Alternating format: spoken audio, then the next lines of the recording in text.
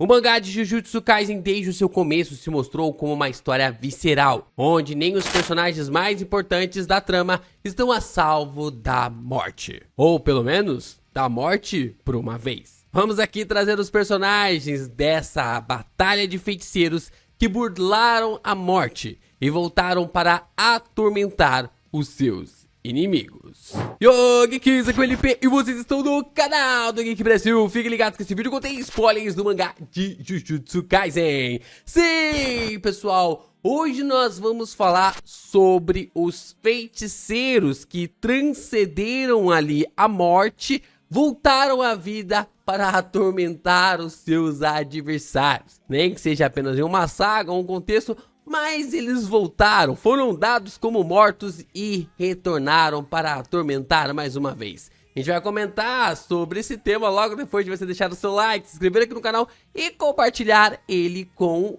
seus amigos. Compartilha esse vídeo com seus amigos, porque ajuda pra caramba o Geek Brasil. Toda vez que você reage aos nossos conteúdos, você faz com que o YouTube divulgue ainda mais os nossos vídeos por aí. E é claro, você também pode ler a minha novel, que é Haja Luz. A gente ainda tá faltando um dia para chegar no novo capítulo de Jujutsu. Enquanto isso, você, depois de assistir esse vídeo, pode ler a minha light novel, que é Haja Luz, tanto pela Novel Mania quanto também pelo Tapas. Os dois links estão na descrição desse vídeo.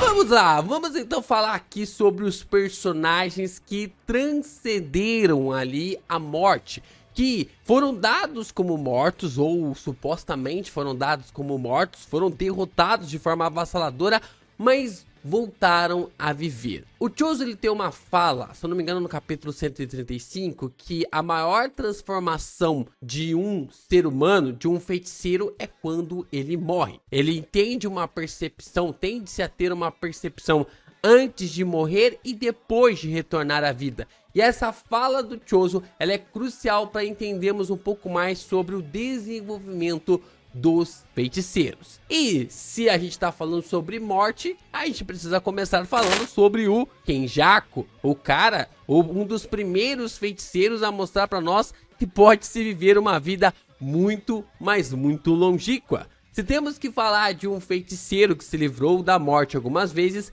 com certeza esse é o Kenjaku. Não está claro como o feiticeiro conseguiu transcender a morte mediante aos seus últimos 1000 anos, mas ele conseguiu. Ele conseguiu driblar a morte algumas vezes e ao mesmo tempo conseguiu viver todo esse período ali de anos que a gente veio desde a era Heian até os dias atuais acompanhando o personagem. Só que nunca foi dito pra nós, com todas as palavras no mangá de Jujutsu Kaisen, que o Kenjaku chegou a morrer no mangá.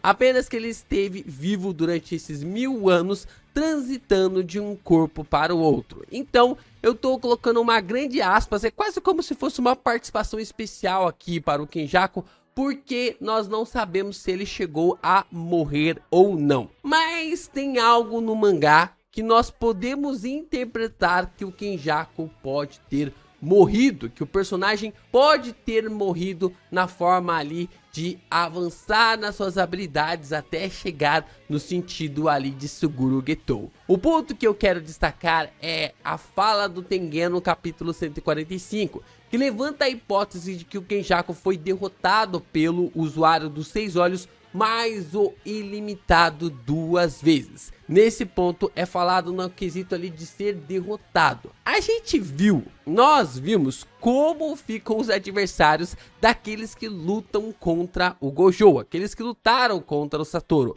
Então, difícil acreditar que o Kenjaku ficou inteiro depois de um combate contra alguém que tinha o ilimitado mais os 6 olhos. Então eu consigo pensar facilmente que o Kenjaku de alguma forma voltou à vida, que ele foi morto e depois voltou à vida depois desse confronto. Um grande feiticeiro que possivelmente voltou da morte 2 vezes, apenas sendo morto agora por uma trapaça do Takaba, Todou e Yuta juntos. Então a gente pode até mesmo achar, fica aí um questionamento, se o Kenjaku chegou a morrer ou não nessa batalha contra esses dois usuários e ficamos neste questionamento. Agora sim começamos a nossa lista de feiticeiros que chegaram a morrer. O Yuta é outro que podemos considerar teoricamente que transcendeu a morte. Sendo ferido fatalmente pelo Sukuna, o Yuta ficou entre a vida e a morte, e só não morreu por completo porque a Arika estava mantendo sua consciência ativa. Então, teoricamente, dá pra deixar aqui uma ideia de que o Yuta chegou definitivamente a morrer. Na teoria, ele estava morto, só que na prática, quem não estava deixando o personagem morrer era a Arika. Então, praticamente dá pra colocar o personagem como alguém que chegou a morrer. Porque se ele não fizesse a mudança de mente, a mudança de corpo para o corpo do Gojo, ele teria morrido. Quando o Yuta muda para o corpo do Gojo, ele consegue vencer a morte e entrar para a lista seleta dos feiticeiros que conseguiram fazer isso. Então, a Arika estava ali mantendo vivo, mas se ele demorasse um pouco mais para mudar para o corpo do Gojo, logo ele estaria morto e não conseguiria continuar a sua batalha contra o Rei das Maldições. Então sim, eu considero o Yuta alguém que está nessa lista de personagens que morreram e transcenderam para chegar à vida novamente. Outro personagem que entra na nossa lista é o Naoya Zenin. Em uma batalha com Maki até a morte, Naoya enfrentou a sua maior admiração, naquela que ele mais rejeitava: o ressurgimento de Toji Zenin nesta era. Em um combate que levou o feiticeiro ao máximo, mesmo tendo acesso à técnica que deixou Naobito Zenin, conhecido como feiticeiro de grau 1 mais rápido da geração de feiticeiros atuais, o Naoya não conseguiu bater a velocidade da Maki. Só que o que a Maki tem de força física, falta-lhe inteligência para o mundo Jujutsu. Desde sempre, os alunos sabem, principalmente aqueles que vêm dos 3 grandes clãs, que todo feiticeiro deve ser morto com a energia amaldiçoada. Nenhum feiticeiro pode deixar de ser morto através da energia amaldiçoada, porque senão tem grandes chances do feiticeiro retornar como um espírito vingativo. E foi exatamente isso que aconteceu com Naoya Zenin, quando a Maki não finalizou o personagem utilizando a sua katana divisora de almas. Quando a Maki acabou lhe socando, ela lhe deixou para morrer. Só isso já poderia trazer a possibilidade para o Naoya morrer e assim se transformar em um espírito vingativo. Mas a mãe da Maki fez a questão de piorar o serviço da sua filha.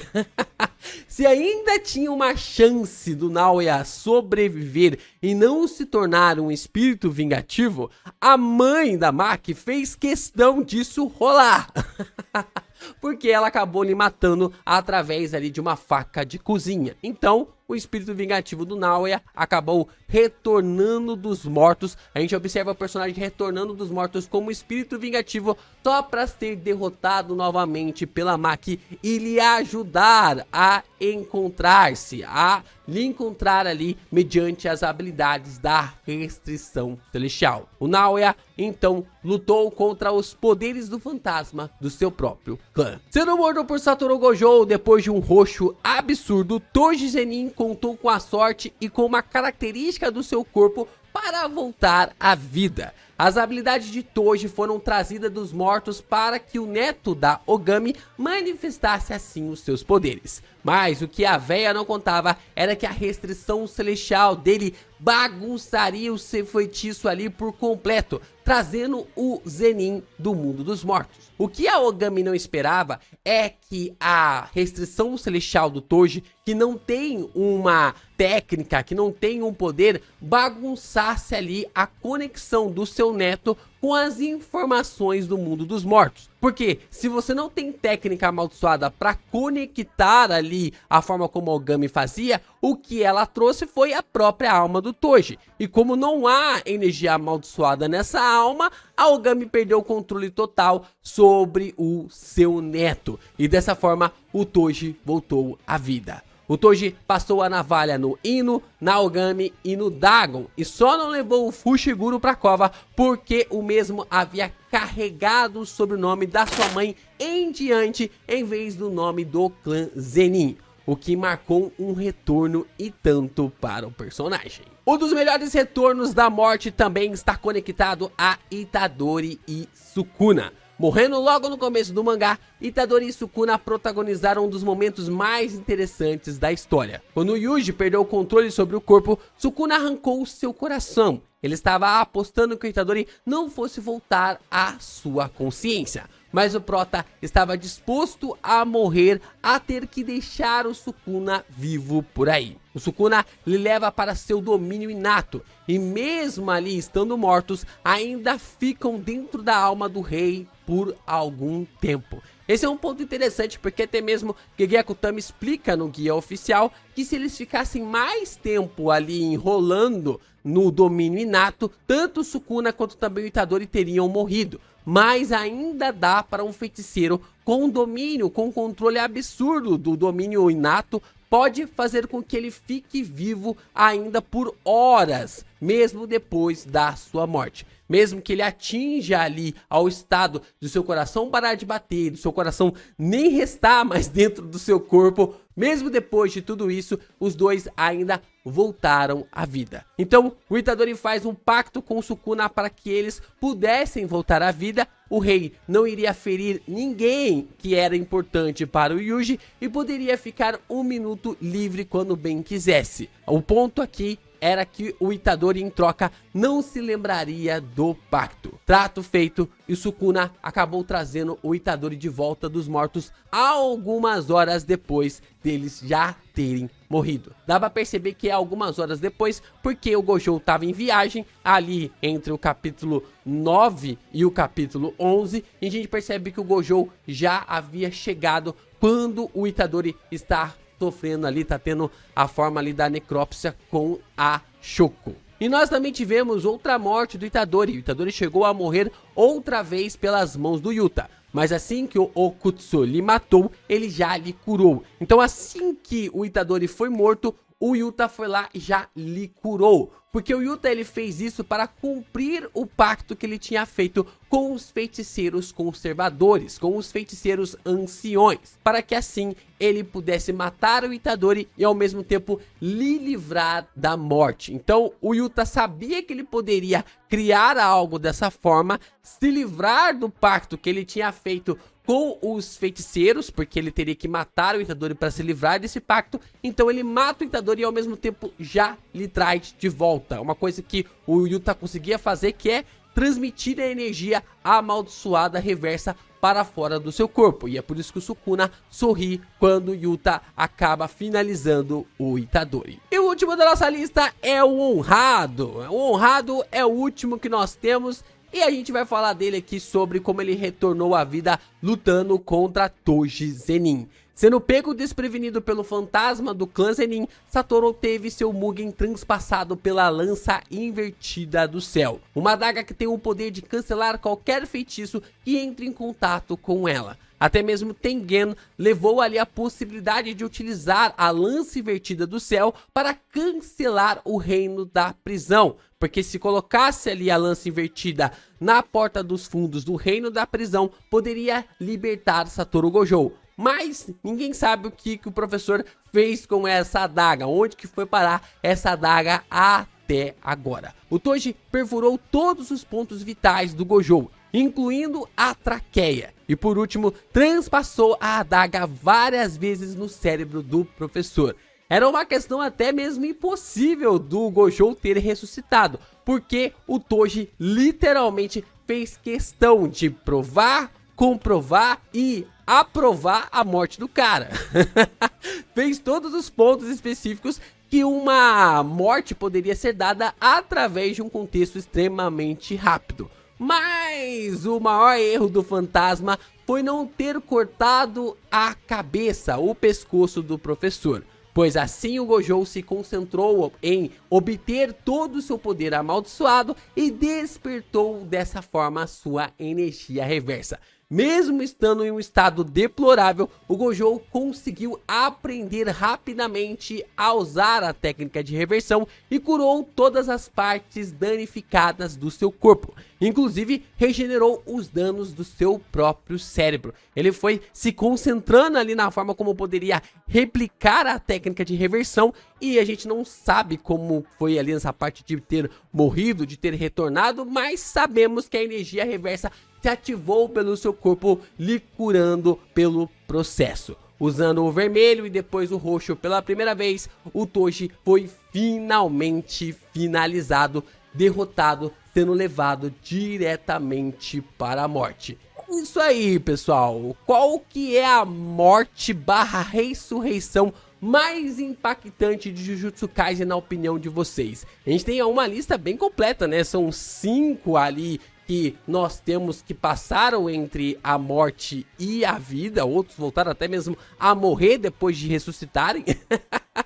Mas e aí, o que vocês acham? Vocês acreditam também que o Kenjaku entra nessa lista? O Kenjaku não entra nessa lista? Será que mais algum personagem pode vir passar pelo mesmo processo? Será que mais algum desses personagens que já está nessa lista pode vir a participar desse processo outra vez? Deixa aí o seu comentário pra gente discutir ainda mais sobre esse assunto, porque Gege Akutami tem prometido sobre questões bem simplórias relacionadas à ressurreição.